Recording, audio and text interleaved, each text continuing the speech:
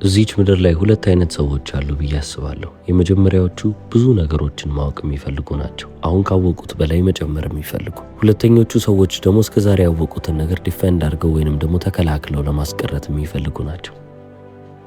እነዚህንም አብዛኞቹን ሰዎች ከተመለከታችሁ እስከዛሬ የነበራቸውን አመለካከት፣ እስከዛሬ የነበራቸውን ሐሳብ እንዳለ መቀየር የሚፈሩ ሰዎች ናቸው። ነገር ግን አይምሯቸውን ይህን ያህል መለወጥ የፈሩት ለምንድን ነው? ሲጀመርም እኮ እምነቶቻቸው፣ ሐሳቦቻቸው የራሳቸው አይደለም። በዚህች ምድር ላይ የሚያስገርመኝ ነገር ምን እንደሆነ ታውቃላችሁ? አብዛኞቹ ሰዎች እዚህች ምድር ላይ በጣም ትላልቅ ነገሮችን ማድረግ የሚፈልጉ ሰዎች ናቸው። ወይንም ደግሞ ራሳቸውን ከዚህ አቨሬጅ ከተባለው ህብረተሰብ የተለመደም ከሚባለው ህይወት ውስጥ ነጥለው በጣም የሚገርም ህይወት መኖር የሚፈልጉ ናቸው። ነገር ግን በተመሳሳይ ሁኔታ ግን ውስጣቸው ውስጥ ያ ኖርማል የመሆን ፍላጎት አለ። ልክ እንደ ሁሉም ሰው እንደመሆን፣ ከሁሉም ሰው ጋር ፊትን ማድረግ ወይንም ደግሞ ጥልቅ ብላችሁ መመሳሰል። ሐሳባችሁ ታዲያ ከሰዎች ጋር ኖርማል መምሰል ከሆነ ወይንም ደግሞ እንደ ሰዎች መሆን ከሆነ የተለመዱ ውጤቶችን ብቻ ነው ለማግኘት ዝግጁ መሆን ያለባችሁ። ስፔክታኩለር የሚባሉትን ወይንም ደግሞ አስገራሚ የሚባሉትን ነገሮች ልጠብቁ አይገባም። በህይወት ውስጥ ወጣ ያሉ ሰዎች ወጣ ያለ ውጤትን ያገኛሉ። የተለመዱ የሚባሉ ሰዎች ደግሞ የተለመደ የሚባል ውጤትን ይዘው ይመጣሉ። ሁሉም ሰው እዚህ ምድር ላይ የሚያደርገውን ነገር እያደረጋችሁ ሁሉም ሰው ከሚያገኘው ውጤት ውጪ እኔም ላገኝ ብሎ መጠበቅ ሞኝነት ይመስለኛል። ስለዚህ ህይወቴ ወዴት ነው የሚሄደው የሚለውን ነገር መመልከት ከፈለጋችሁ ሰዎች እያደረጉ ያሉትን ነገሮች እያደረግኩ ነው ወይ ብላችሁ ራሳችሁን መጠየቅ አለባችሁ። መልሱ አዎ ከሆነ ተመሳሳይ ውጤት ነው የሚኖራችሁ። ሁሉም ሰው ያገኘውን ነገር ስለምታገኙ ባትለፉ ይሻላል፣ ወይንም ደግሞ ይሄ በጣም የላቀ የሚባል ውጤትን ባትጠብቁ ይሻላል። ይህ ማለት ህይወታችሁን እስክትረሱ ድረስ ስሩ እያልኳችሁ አይደለም። ህይወታችሁን በስራ ብቻ ወይንም ደግሞ በውጥረት ብቻ ማሳለፍ አለባችሁ ብዬ አላስብም። ነገር ግን ሙሉ ለሙሉ ኃይላችሁን አውጥታችሁ ከሰራችሁ አይቀር 20ዎቹን እድሜዎቻችሁን ብትጠቀሙ ይሻላል ብዬ አስባለሁ። ከ20 እስከ 30 ህይወታችሁ ሙሉ ለሙሉ ስራና ስራ ላይ መሆን አለበት ብዬ አምናለሁ። ምክንያቱም እድሜ ዘመናችሁን ነፃነት የሚሰጣችሁ በዛች 10 ዓመት ውስጥ የምትሰሯት ስራ ነች።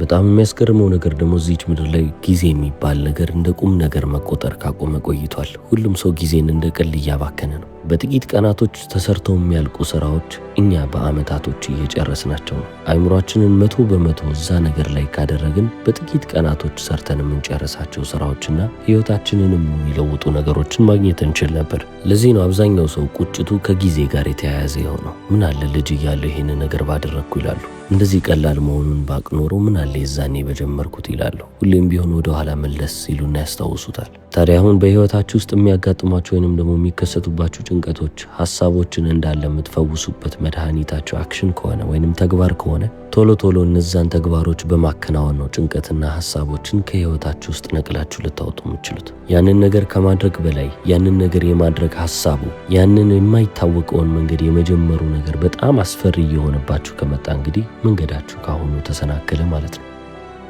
ልማዶች በህይወታችሁ በጣም አስፈላጊ የሚባሉ ነገሮች ናቸው። ታዲያ አሁን እናንተ በህይወታችሁ የሚጠቅሟችሁ ሀቢቶች ይኖራሉ። እነዚህን ልማዶች ታዲያ እየተገበራችሁ ማታልፉ ከሆነ የመጀመሪያው ቀን የለመድኩትን ወይንም ደግሞ ማድረግ የነበረብኝ ነገር አላደረግኩም ትላላችሁ። ነገር ግን ለሁለተኛ ጊዜ ያንን ነገር ስታደርጉት አለማድረጋችሁ ራሱ ልማድ ሆኖ ቁጭ ይላል። ስለዚህ አዲስ ልማድ ገነባችሁ ይባላል።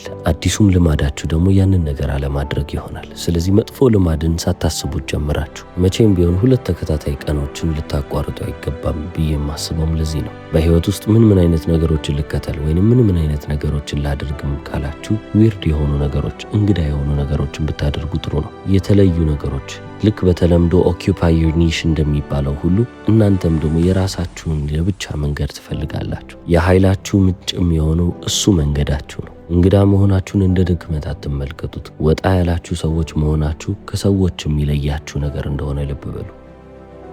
እነዛን ነገሮች አንድ ላይ ቀላቅላችሁ ስትጠቀሙ ነው እንግዲህ ብዙሃን ከሚባሉት ሰዎች እየተለያችሁ ዩኒክ እየሆናችሁ የምትመጡት። በጣም በፈራችሁ ጊዜ ጀግና እንደሆናችሁ ለመምሰል ብትሞክሩ ወይንም ደግሞ ብታስመስሉ እሱ ራሱ ብሬቨሪ ወይንም ደግሞ ጀግንነት ሊባል ይችላል። ሞቲቬሽንንም በዚሁ ተመሳሳይ መነጽር ባየው ደስ ይለኛል። አንሞቲቬትድ በሆናችሁ ጊዜ ላይ ወይንም ደግሞ ምንም አይነት የተነሳሽነት ስሜት በሌላችሁ ጊዜ ላይ ተነሳስታችሁ ማድረግ ያለባችሁን ነገር ካረጋችሁ ሞቲቬትድ የሆናችሁ ግለሰብ ናችሁ ማለት ነው። በህይወት ውስጥ የምትሞክሩት ነገር እንዳለ ይሳካላችኋል ማለት አይደለም። አብዛኛው ነገር ፌሊየር ሊሆንባችሁ ይችላል፣ ወይንም ውድቀት ብቻ ሊያጋጥማችሁ ይችላል። እኔ በህይወቴ የማስታውሰው ነገር እሱ ነው። ለመጀመሪያ ጊዜ የሞከርኳቸው ቢዝነሶች አልተሳኩልኝም። 9 ተከታታይ ቢዝነሶችን ከፍቼ 9ኙም ሙሉ ለሙሉ ፌል አድርገውብኛል።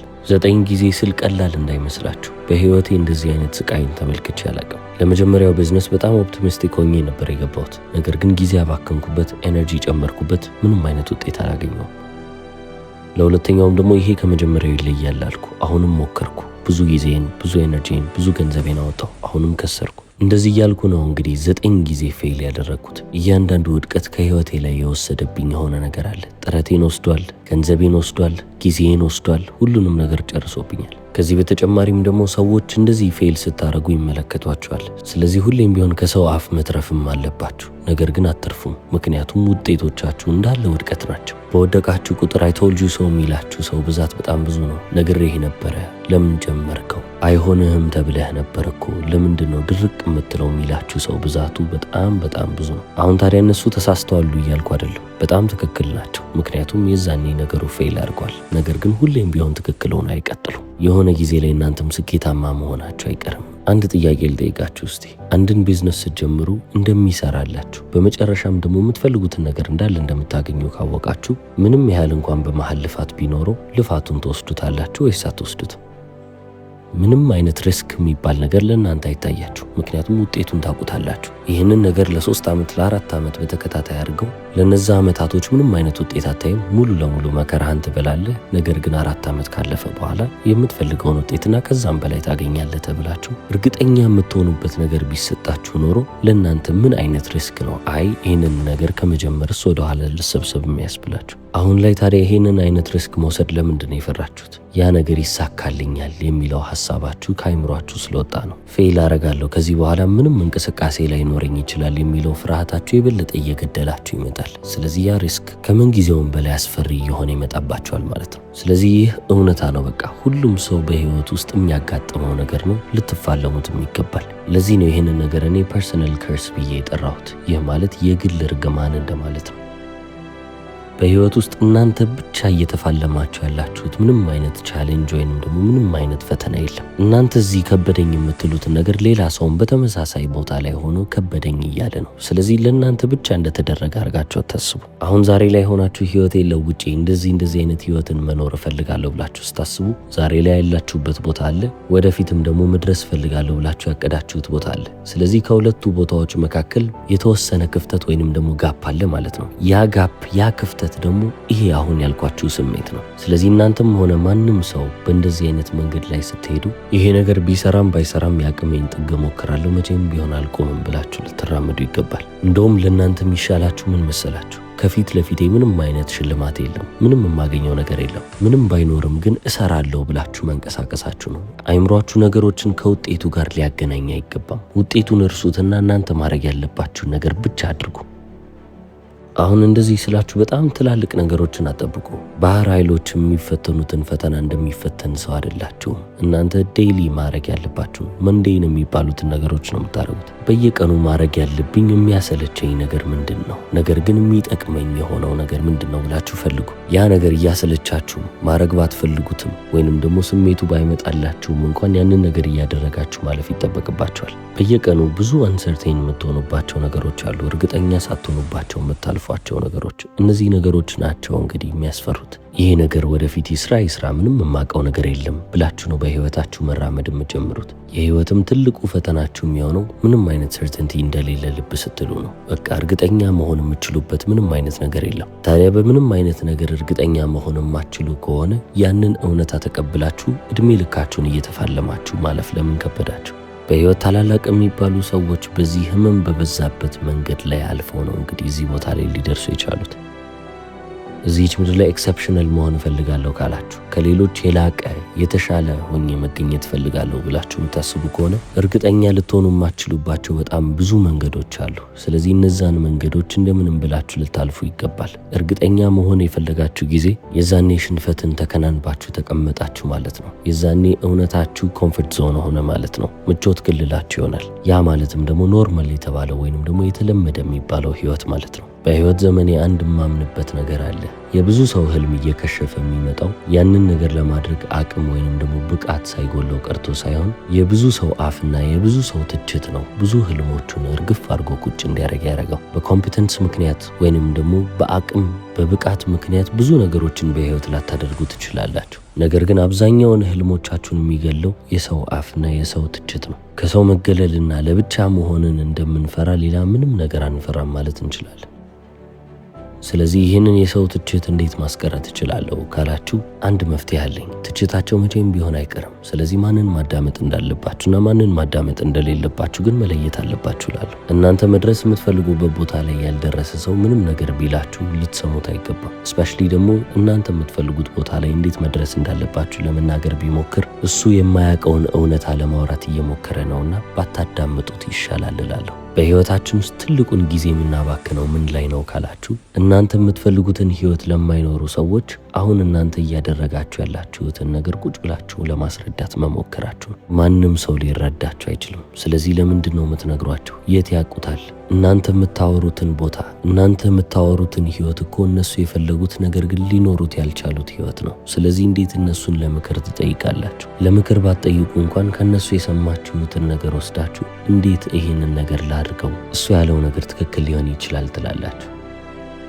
እዚች ምድር ላይ ሰዎችን የሚለያያቸው ነገር ምንድን ነው? ግብ አይመስለኝም። ምክንያቱም የ100 ሜትር ሩጫን ተመልከቱ። ሩጫውን ከመጀመራቸው በፊት ይደረደራሉ። ታዲያ እዛ ጋር ያሉት ሰዎች እንዳለ ግባቸው ምንድን ነው? ያቺን ሩጫ ማሸነፍ ነው አይደል? ስለዚህ አንዱን ከአንዱ የሚለየው ነገር ግቡ አይደለም ማለት ነው። ነገር ግን የሚያሸንፈውን ሰው ከማያሸንፈው ሰው የሚለየው ነገር ምንድን ነው? ፕሬፓሬሽን፣ ዝግጅት። እዚች የሩጫ ትራክ ላይ ተገኝተው ያቺን የፈለጓትን ነገር ለማግኘት ያደረጉት ዝግጅት አሸናፊውን ከተሸናፊው የሚለይ ይሆናል። ስለዚህ ሰዎችን የሚለየው ግብ አይደለም፣ ሲስተሞቻቸው ነው። ምን አይነት ሲስተሞችን እየተከተሉ ነው እነዛ ሰዎች ግባቸው ጋር ለመድረስ እያሰቡ ያሉት? ደጋግሜ መናገር የምፈልገው ነገር ደግሞ ሰዎችን ማዳመጥ አቁሙ ነው። ሰዎች ይወዱኛል አይወዱኝም የሚለው ነገር እናንተን ሊመለከት አይገባም። ሰው ስለሚለው ነገር በፍጹም ልትጨነቁ አይገባም። ምክንያቱም እኔ አሁን ሰው ስለሚለው ነገር ተጨነቅኩ ማለት ምን ማለት ነው? ራሴን ከወረድኩ ማለት ነው። ምክንያቱም አብዛኛው ሰው ከራሱ ጋር ጸብ ላይ ነው። ራሱን የማይወድ ሰው ለምንድን ነው ለእኔ ጥሩ ነገር ሊያስብልኝ የሚችለው? ለምንስ ነው ያ ራሱን የማይወደው ሰው ስለ እኔ እንደዚህ ነገር አስበ ብዬ ልጨነቅ የሚገባኝ?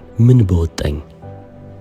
ሰው ስለሚለው ነገር ማሰብና መጨነቅ ማለት ትልቅ የሚባል ኃይልን ለነሱ መስጠት ማለት ነው። ስለዚህ ያንን ያህል ትልቅ የሚባል ኃይል ለምን ለሰዎች አስረክባችሁ ትሰጣላችሁ? በእኔ አመለካከት ትክክል ነው ብዬ አላስብም። ብዙ ሰዎች አሁን እኔን ሲመለከቱኝ ኢት መስት ቢ ናይስ ፎር ዩ ይሉኛል። አንተማ ታድለህ፣ በቃ ለአንተማ ህይወት አሪፍ ነች እንደማለት ነው። ነገር ግን እኔ ስሰቃይ ለብቻዬ ሆኜ ያንን ሁሉ መከራዎችን ስቀበል ያንን ሁሉ ውድቀቶችን ስመለከት ግን ማን ነው ለአንተ ህይወት ቀላል ነች ያለኝ? ማን ነው አሁን ሰዎች እንደሚገምቱኝ የገመተልኝ? አሁን ላይ ስገኝ አሁን ላይ ያለሁበት ቦታ ላይ ከደረስኩ በኋላ አሁን ለአንተማ ህይወት አሪፍ ነች የምባልበት ደረጃ ላይ የደረስኩት ለምንድን ነው? ያንን ሁሉ መከራ ያንን ሁሉ ስቃይ ለብቻዬ አንድ ክፍሌ ውስጥ እያየኋት ብዙ ዓመታቶችን ስላሳለፍኩ ነው። ስለ ወደፊት ህይወቴ እርግጠኛ አልነበርኩም። አይደለም የወደፊት ህይወቴ ስለ ራሴም እርግጠኛ ያልነበርኩበት ብዙ ጊዜያቶች አሉ። የዛን ጊዜ ዋጋ ከፍያለሁ። ዋጋ የከፈልኩት ግን አሁን ላይ ሰዎች ሲመለከቱኝ አሃ ህይወትማ ለአንተ ቀላል ነች እንዲሉኝ ይመስላል።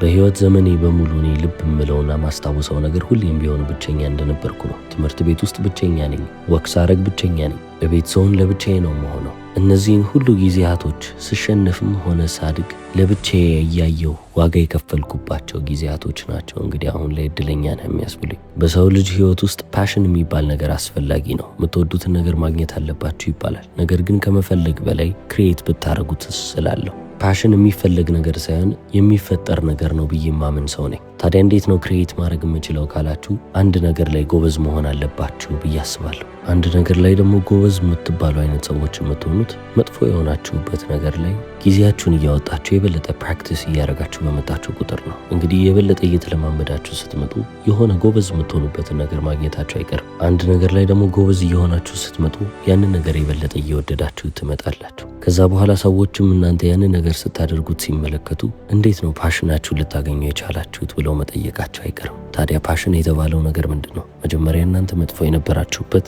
በጊዜ ሂደት ደግሞ እየጎበዛችሁ የመጣችሁበት ነገር ነው። የእናንተም መልስ ምን መሆን አለበት? መጀመሪያ ጎበዝ ያልሆናችሁት ነገር ላይ በደንብ ጎበዝ መሆን። ከዛ ያንን ነገር ፓሽናችሁ ታደርጉታላችሁ። የምትፈልጉትን ነገር በዚህች ምድር ላይ ያላገኛችሁ ሰዎች ከሆናችሁ ያ ነገር በፍጹም አይገባችሁ ማለት ይቻላል። ምንም አይነት ሌላ ምክንያት ሊገኝለት አይችልም። ታዲያ ሁላችሁም ስትነሱ ከዚህ እውነታ ነው መነሳት ያለባችሁ። ምክንያቱም ያላችሁበትን ቦታ እያወቃችሁ ስትመጡ ነው የቱ ጋር ነው ማሻሻል ያለብኝ፣ የቱ ጋር ነው መለወጥ ያለብኝ ብላችሁም ታስቡት። እድሜ ልካችሁን የሚገባኝ ነገር ላይ አልደረስኩም እያላችሁ ከምታስቡ ይልቅ ለትንሽ ጊዜም ቢሆን እኔ አሁን የምኖረው ህይወት የሚገባኝ ህይወት ነው፣ ልሰቃይ መከራውን ልበላ ይገባል ብላችሁ ማሰባችሁ ጥሩ ነው። ምክንያቱም የምር የሚገባችሁ ህይወት እናንተ አሁን የያዛችሁት ህይወት ነው። የምትፈልጉት ነገር እንዳለ ቢገባችሁ ኖሮ አሁን ላይ ትይዙት ነበረ። ስለዚህ ያንን ነገር የሚገባው ሰው ሆናችሁ ተገኙ። ታዋቂው እንግሊዛዊ ፖድካስተር ዩቲዩበር እና የኒውቶኒክ ኮፋውንደር ክሪስ ዊሊያምሰን። እስከ መጨረሻው ስለተከታተላችሁ አመሰግናለሁ። ቻው።